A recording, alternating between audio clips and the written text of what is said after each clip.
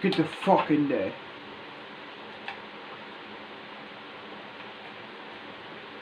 This isn't fair, you know. He reserve it, cunt. Fucking hell. Fuck. What am I gonna do, cunt? Fuck. This place have a weak spot. Ooh, what is this? Oh, hell yeah, I'm definitely gonna take this shit. Hell yeah. I'm definitely gonna take this shit. Now how do I cover it up?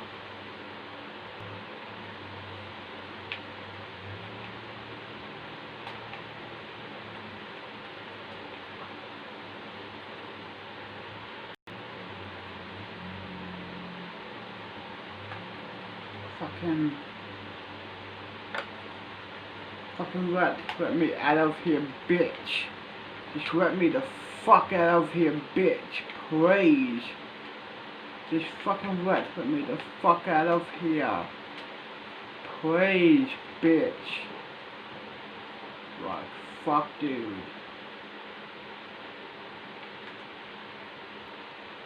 I guess let's do some push-ups.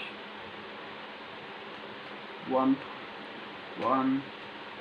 2, 3, 4, 5, 6, 7, 8, 9, 10, 20. Oh shit, it took me a long time. Just let me the fuck out.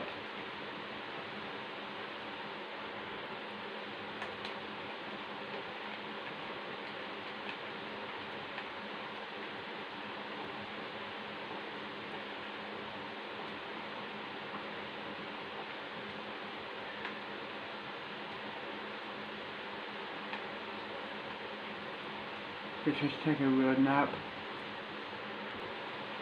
Huh. Wait, it's not time.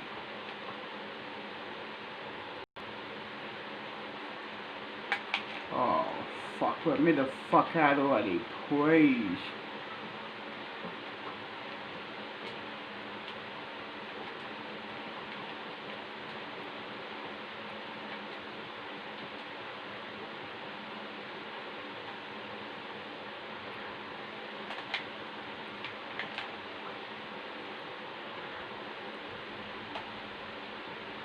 Well, no, 6. Yeah, that's right. Put it there. Good. Good. Full wash. It's time to go back to your normal shell.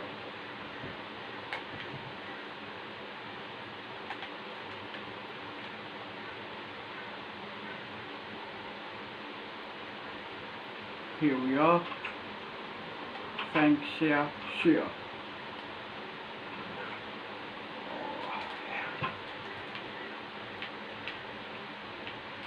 Come on. I have to do this. I have to do this. Because, you know, Josh, like, you know, I have to do this.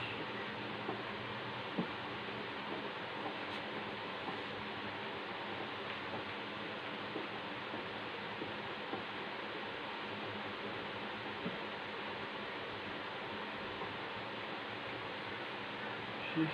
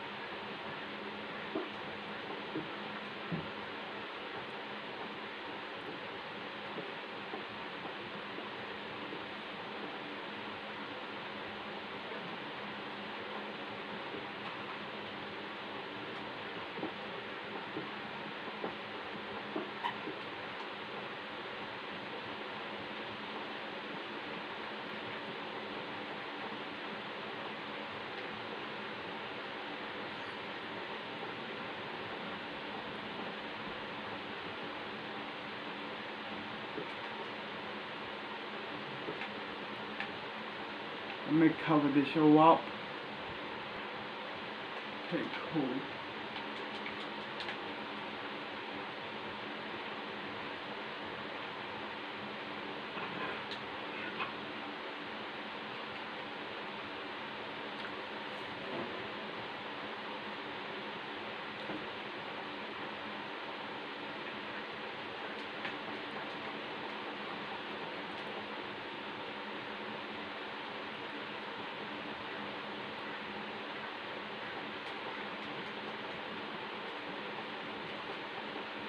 Oi.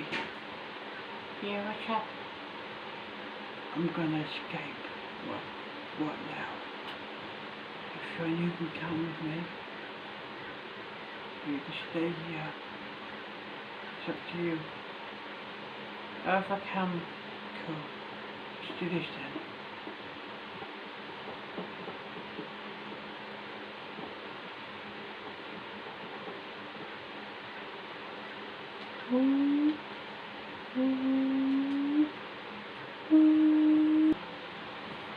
Come on. You're near home. Hey, you someone there?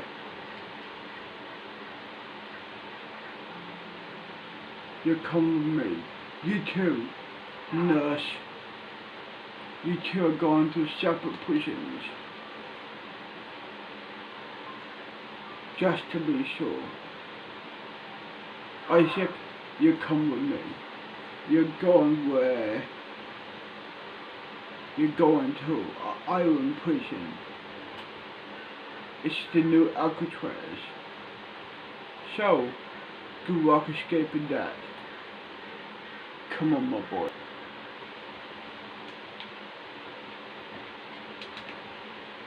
Let's see if you try to escape this one.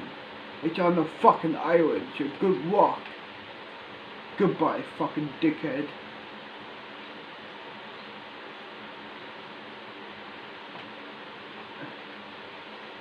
I guess let's hop into bed.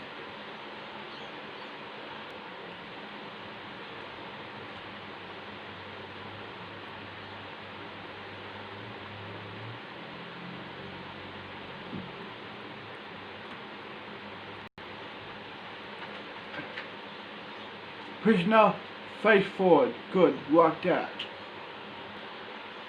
Okay, go forward, prisoner. Good.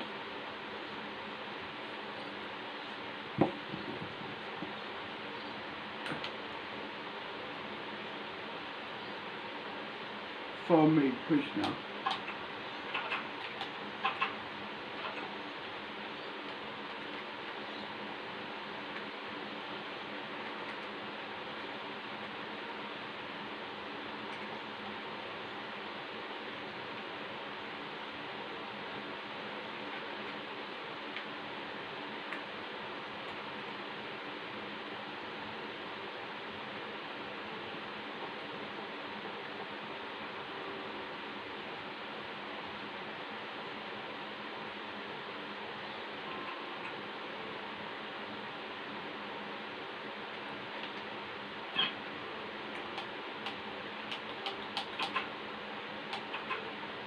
This is the yard. See what I mean? It's on the island. This is the only yard. So have fun.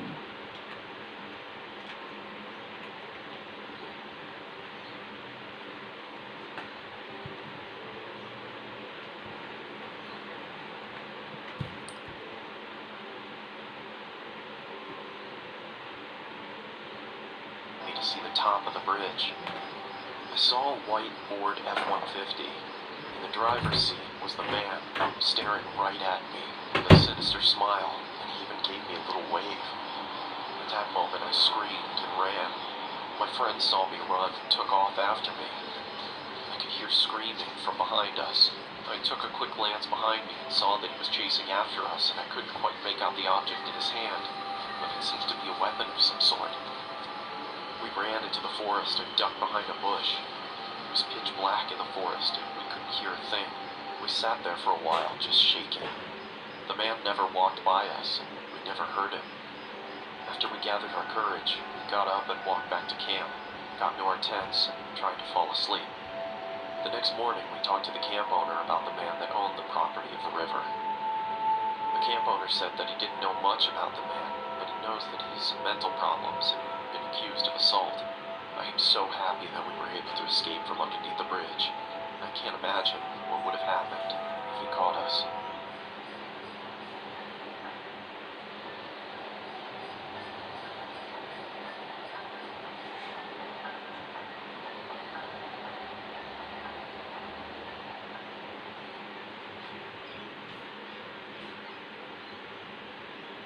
Last year on Christmas Eve, I was working late.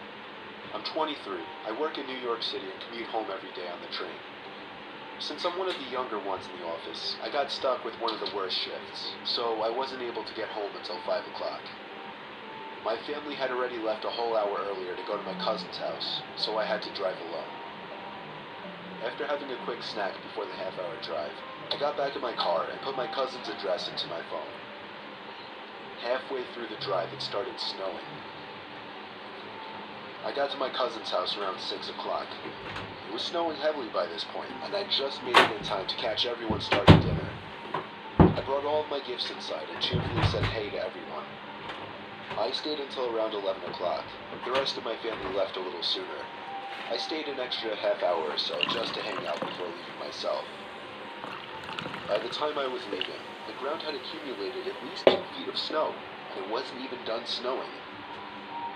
The drive home was nightmarish. The roads were hardly even plowed, and I had to drive under 20 miles per hour on most roads. The roads were completely dead at this point, though, most likely because everyone was smart enough to go home before the snow accumulated. Eventually, I turned onto a main road that I'm sure would usually be bustling, but at 11:15 on Christmas Eve night, there wasn't a single car or a single light from the store. It was a ghost town. But then I did notice the flashing taillights of one car.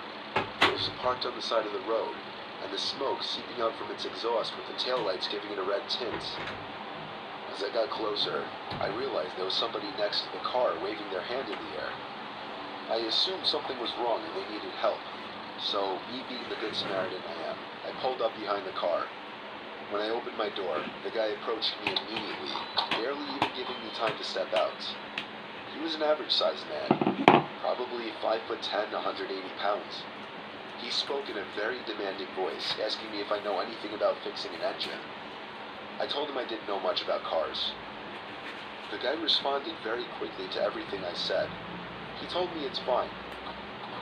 He went inside of his car for a second, popped open his trunk, came back out and told me to just wait by the trunk for a second. I had no idea what he wanted me to do. I was really confused. He walked over to the front of his car, and I heard him open the hood. I couldn't see anything he was doing since the trunk was blocking my view, and the loud wind of the snowstorm overpowered any small noises he might have been making. I put my hand on the back of the car and leaned my body in anticipation, when suddenly I heard 3 or 4 quick and aggressive footsteps in the snow behind me before I was pushed into the trunk. The man tried to close the trunk on me, but I kicked my feet up in resistance and held it up. I was able to overpower him and kick the trunk open completely. As I took advantage of the few seconds I had to get out of the trunk, I took out my keys. He tried to grab me now, and I dug my house key right into his neck. He fell to his knees, and his scream echoed down the deserted street. I was in my car and halfway down the road before he could even get up from his knees. A little further down, I called 911 and reported the guy. I came back in 10 minutes to find blue and red lights illuminating the windows of the deserted stores. The police held him until the ambulance arrived for him. I watched the whole thing, and nothing ever felt better in my life. I got home safely half an hour later and told my family everything. I was still very shaken that Christmas, and this remains possibly the most horrific thing I've ever experienced.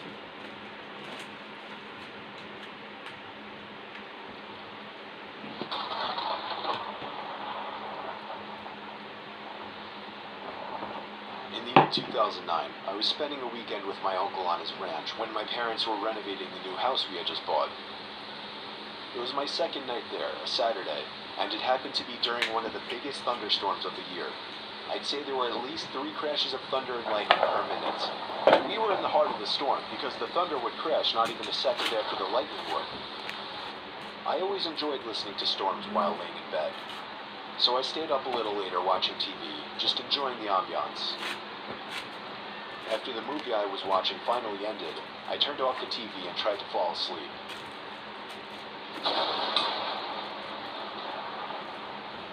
As I heard the lightning strike from outside, I could have sworn I heard some kind of metallic thud coming from outside at the same time. I didn't pay it too much mind. 20 seconds later, I could have sworn I heard it again. A very distinct metallic thud coming from outside to match the timing of the lightning.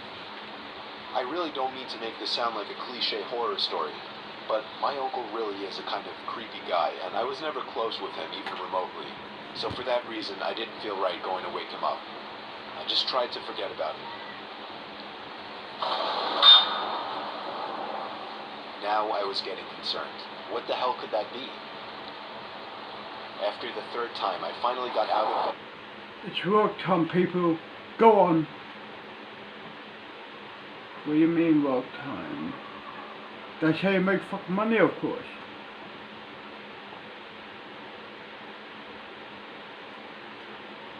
Follow me, people.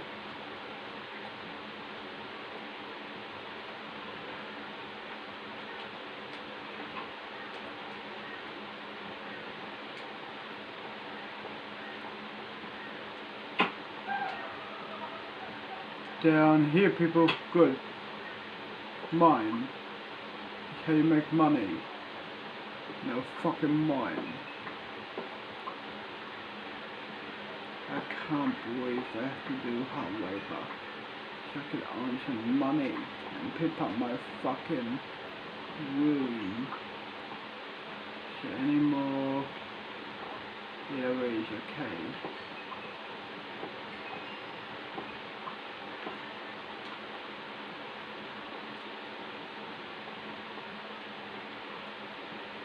Ooh.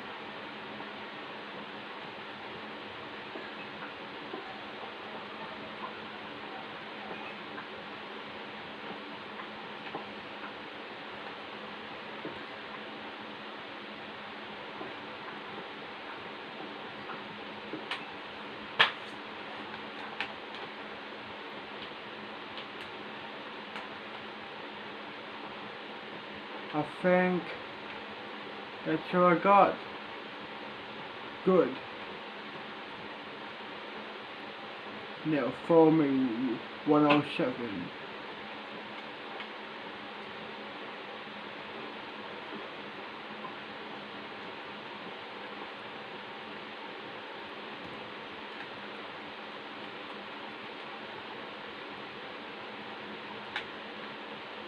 This way.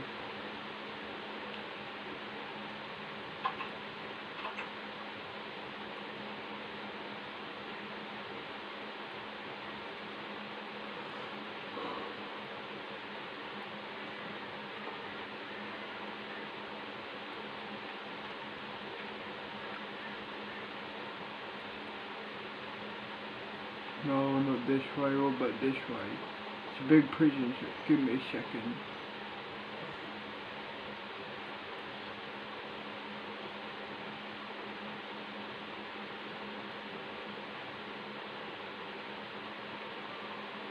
No.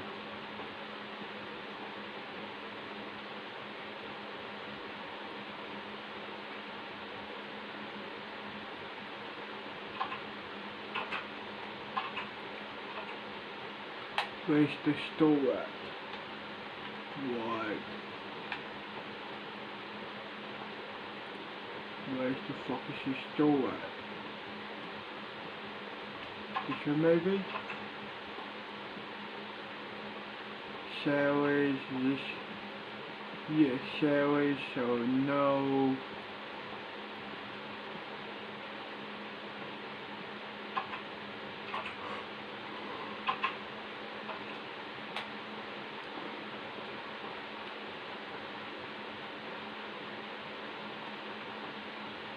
Oh, here we are.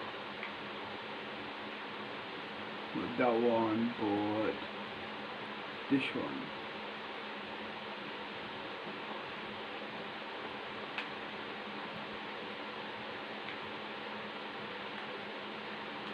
Here you go.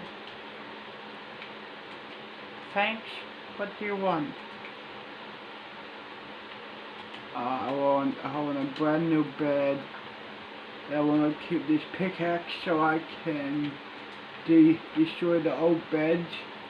And yeah, I want to make my crib. Yeah, I want paintings, a new bed, and maybe a TV. TV costs 100. You only have 22 diamonds. You can only afford a bed and a painting. Or 2 beds and a painting. God damn it, just give me 2 beds and a painting. Done. Thanks, you'll come next. Let's go now.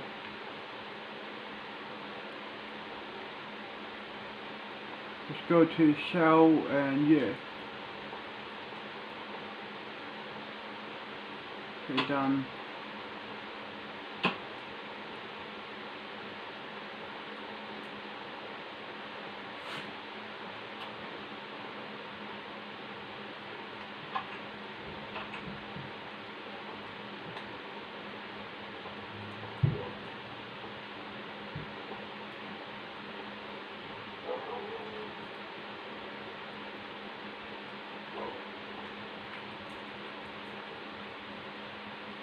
And this one is it. I'll close it. Cool. Give me a second, I'll hold this. You know, watch what you do, you. Like, you know what I mean? Oh good. And give me back that body, you know, thingy bob back. Like, you know what I mean? Like, get a pickaxe back, so you know, oh good. A real cool, thanks. You're welcome. Okay, so here, then here, here,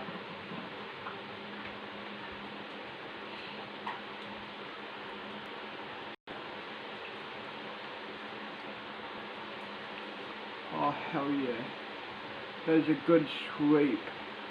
Look at my paintings now, nice.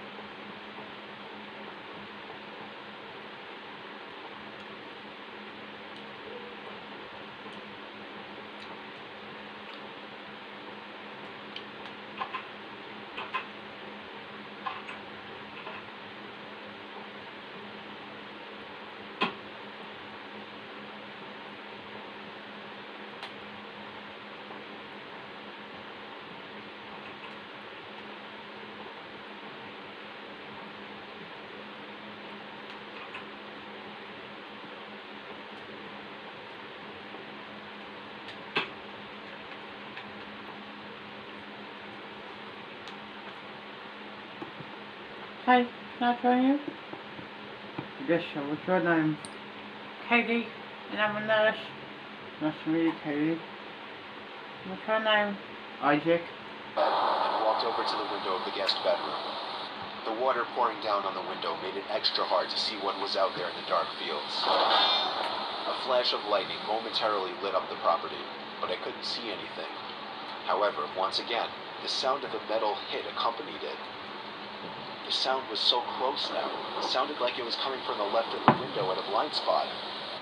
I was going to do something I knew my uncle wouldn't be happy about. These 2 joints to smoke. Thanks. It would be a bit messy, Isaac, but I was going to welcome, open the window and peer outside to see if I could see what the sound was. I unhooked the window lock and slid it up, and immediately the wind of the storm blew drops of rain into the room and onto me. I stuck my head out the window and looked to the left. And at that very moment, lightning lit up the property once again, and I could see a person dressed in all black crouched down by the outside basement door with his hand raised in the air. And before the sky went dark, I caught the briefest glimpse. Nice, there's an actual yard now. Instead of just this dirt, now there's actually a yard.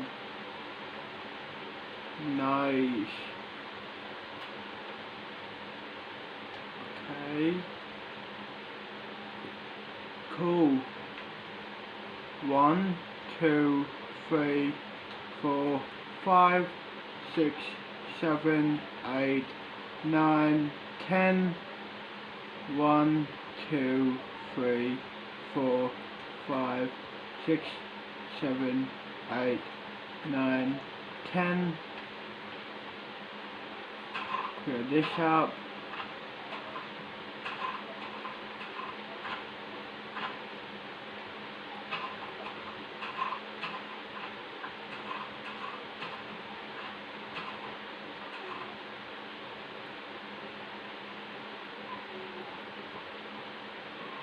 Clean this up.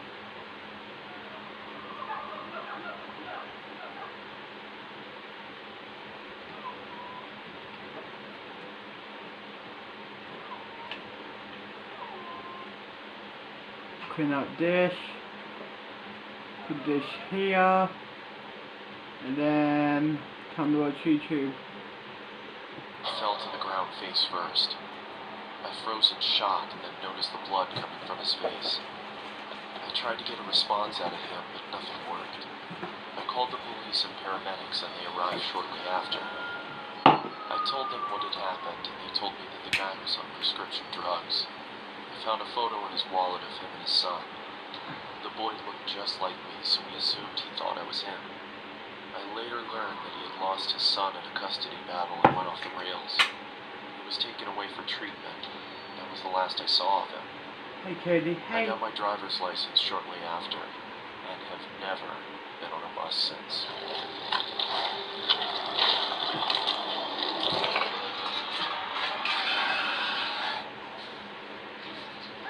Out of your hole, and please go the big blanket. Terry, we've been watching for like an hour. Are you sure this is the way?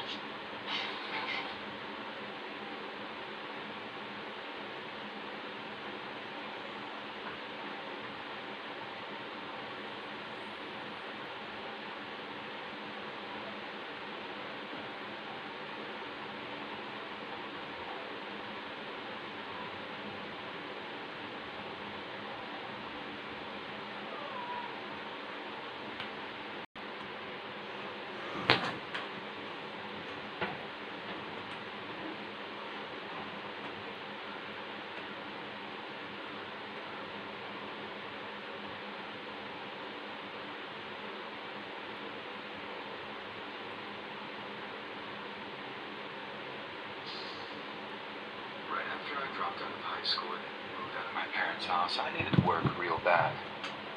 I'd have done pretty much anything for rent money about that time in my life.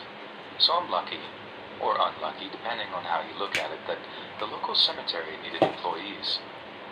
At first, the old-timers who had been working there for 20 or 30 years just wondered why someone so young would ever want to be a gravedigger.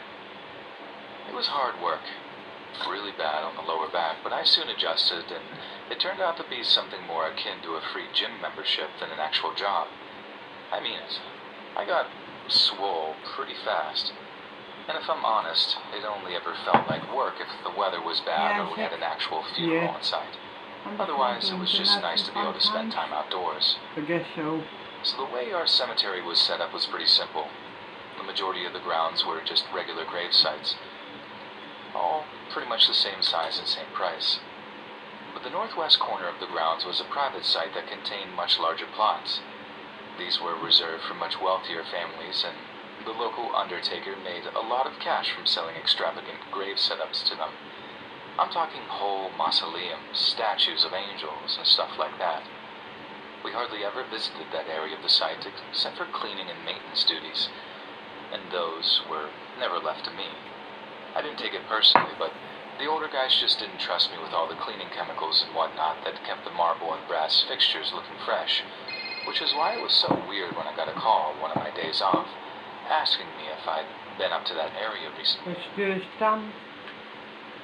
We're gonna do this in my cell or here in your cell. Cool.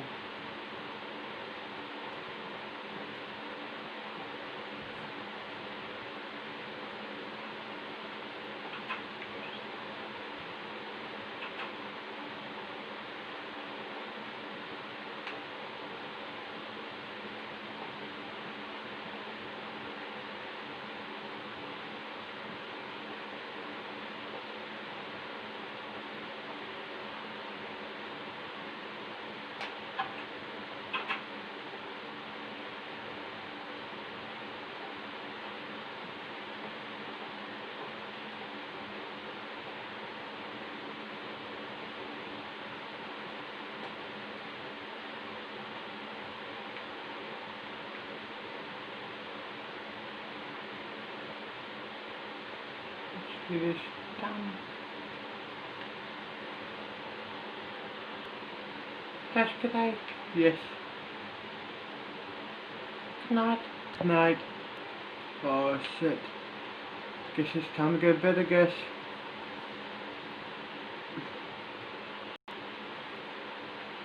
No, it's 9 AM, I guess.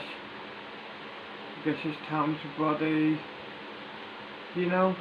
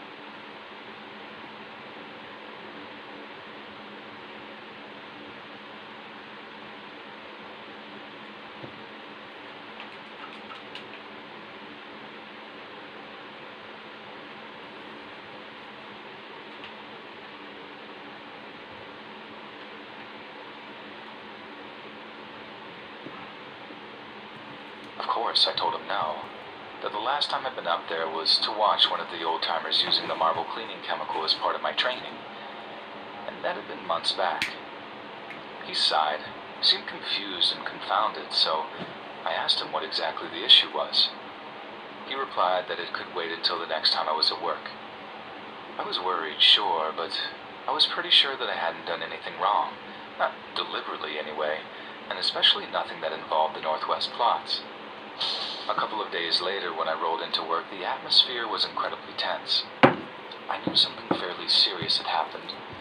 All I knew is that I wouldn't have to badger anyone to find out why. The boss man walked me out to the northwest plot, silent the whole way, and I knew better than to open my mouth until I found out exactly what was going on. There was already a worker up in the plot, tending to one of the graves. And that's when my boss told me that if I'd been hanging around the area, maybe during my lunch break, eating a few snacks among the opulent grave sites, now would be the time to tell him. I swore to God that I hadn't, that I knew better than to eat stuff near the graves, as I'd been well informed it attracts wild animals that can in turn do damage to some of the resting places. And that's when he broke it down for me. Something had tried to dig up one of the freshly dug graves out in the northwest plots. He said something in particular, not someone, because we each had enough experience to recognize when a grave had been dug up by tools or by hand, or, in this case, by claw. It was rough around the edges, obvious claw marks in the dirt as opposed to the straight lines carved out by a shovel. This was something in an emergency, I mean, for obvious sanitary reasons, but for sentimental reasons too. If local families discovered that wild animals were trying to dig up their deceased relatives, there would be an uproar. Something had to be done, and quickly. A meeting was called among the grave diggers in attendance. As far as we knew, the mysterious digging had been taking place overnight, and was most likely undertaken by some kind of scavenger animal, a coyote, black bear, maybe even an escaped dog. The solution was obvious. Night watchmen would have to be present in the cemetery every night until the situation was resolved. And guess who was voluntold to be the night watchman for the first full week? You guessed it. The young guy. The new guy. Me. The only thing that made the proposal even vaguely attractive was the fact that anyone doing the night work would be paid double the regular rate, and I could definitely have done with the extra cash. First night of being on watch really sucked. All I had for company was a flask of strong coffee and a .22 pellet gun loaned to me by one of the other workers to take down any varmints. It was long, boring, and lonely, but once I adjusted my sleeping pattern, it got a little easier. Then, on the second to last night of my watchman duties, I was on a little foot patrol walking towards the northwest plot with a flashlight in my hand. And that's when I saw it. A flurry of frantic limbs digging at the earth. I could have shouted something, maybe even fired the .22 in the air to scare the animal away, but if I killed whatever critter was causing us so much trouble, I might be out of the extra pay, but at least I'd have my daytime life back. I crept up slowly, turning the flashlight off and sneaking stealthily towards the dark shape working away at the earth. I've hunted rabbits at night with my uncle before, so I figured I'd use the old flashlight technique to cause the animal to freeze for a second so I could take the killing shot. But when I did, when I aimed that powerful flashlight in the direction of the digging thing, I almost cried out in fear. It wasn't an animal at all. It was a human, crouched on all fours, digging away at the earth with his or her bare hands. I couldn't bring myself to aim the rifle. I was too shocked at what I was looking at.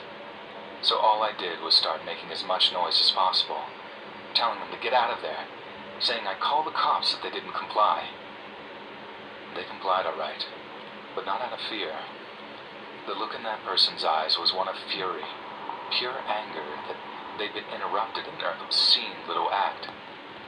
I swear if I hadn't had that rifle with me, if I hadn't the means to defend myself, that were obvious to them, I honestly don't know if I'd be here today to tell this story.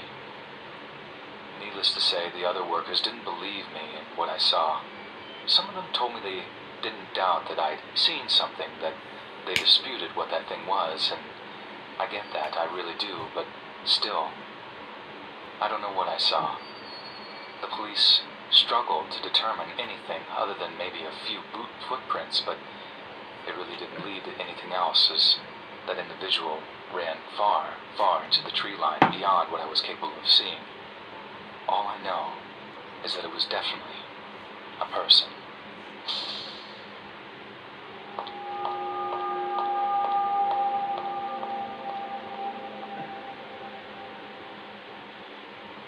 This is a recounting of a terrifying incident that 3 of my friends experienced during the summer after junior year in high school.